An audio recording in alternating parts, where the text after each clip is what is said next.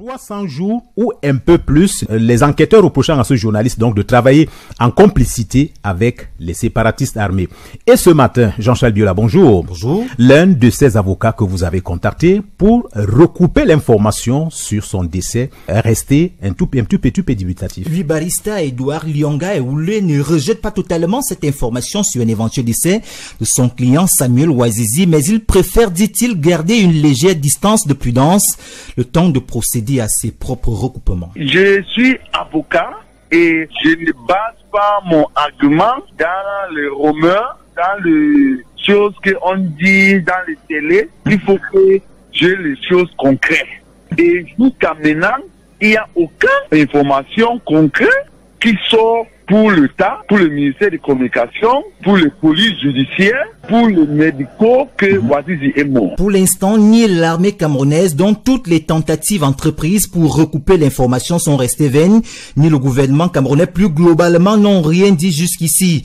C'est l'omerta totale. Entre-temps, au sein de la famille biologique de ce journaliste dans le sud-ouest et dans les rangs de sa défense, on reste inquiet et prêt sous piton à céder même à la rumeur. C'est que on attend dans les réseaux sociaux, peut-être c'est vrai, parce que ça fait plus que 10 mois qu'on est au tribunal, on n'a jamais venu avec Ouazizi. Je reste inquiète parce que ça fait 300 jours que Ouazizi, il est incarcéré, sa famille, son avocat, personne n'a pas vu Ouazizi. Où est donc passé Ouazizi 10 mois après son interpellation par les éléments de l'armée camerounaise? Est-il encore en vie? Si oui, sa défense exige les preuves.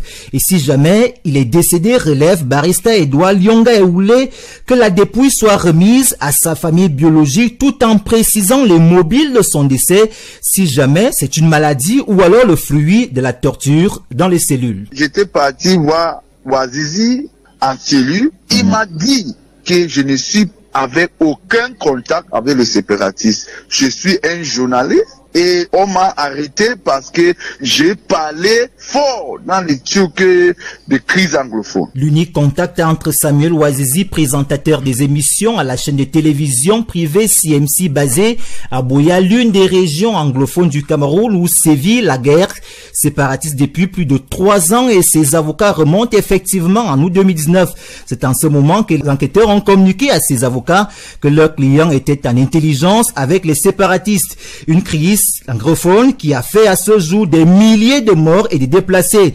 Pour Arnaud Froget du bureau Afrique de Reporters sans frontières, le Cameroun n'est pas à son premier coup de scie avec les journalistes. Ahmed Abba de RFI est passé par là. Le cas Ouazizi reste donc inquiet. C'est évidemment une situation qui est extrêmement inquiétante, extrêmement préoccupante. Ce que nous demandons aux autorités camerounaises, eh bien, c'est d'abord de fournir des preuves de vie de Samuel Ouazizi. Si tant est qu'il ait commis une faute en tant que journaliste, eh bien qu'il puisse être jugé par des tribunaux compétents, des tribunaux de droit commun, surtout ne soit pas détenu arbitrairement dans une caserne militaire. Selon le dernier rapport de Reporters sans frontières, le Cameroun a perdu 3 places et occupe aujourd'hui la 134e position sur 180 au classement mondial de la liberté de la presse. RSF reproche au pays de Paul Biya le mauvais traitement des journalistes. 300